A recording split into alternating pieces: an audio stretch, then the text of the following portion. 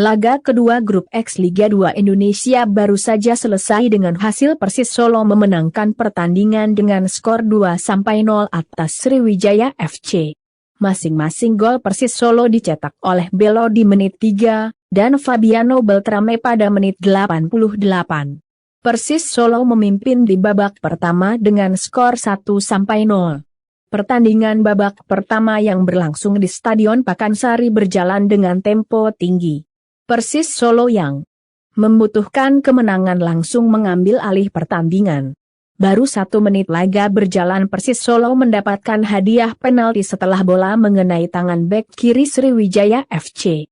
Beto yang menjadi Alkojo sukses menyarangkan bola ke sisi kiri gawang Rizky Darmawan.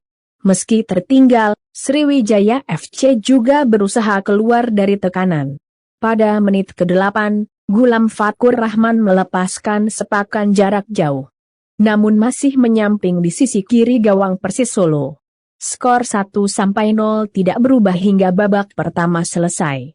Pada babak kedua Sriwijaya FC berusaha mencetak gol, tetapi hingga babak kedua selesai SFC tak mampu mencetak gol.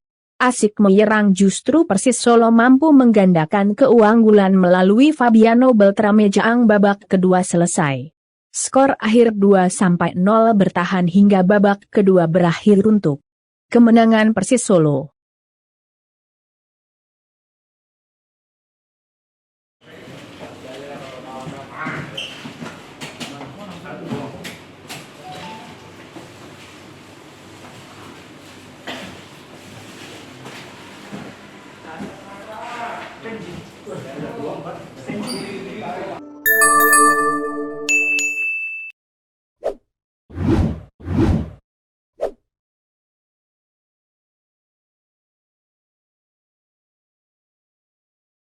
Hai pemirsa Sri Popo TV, jangan lupa komen, like, dan subscribe, serta tonton terus berita-berita terupdate lainnya ya.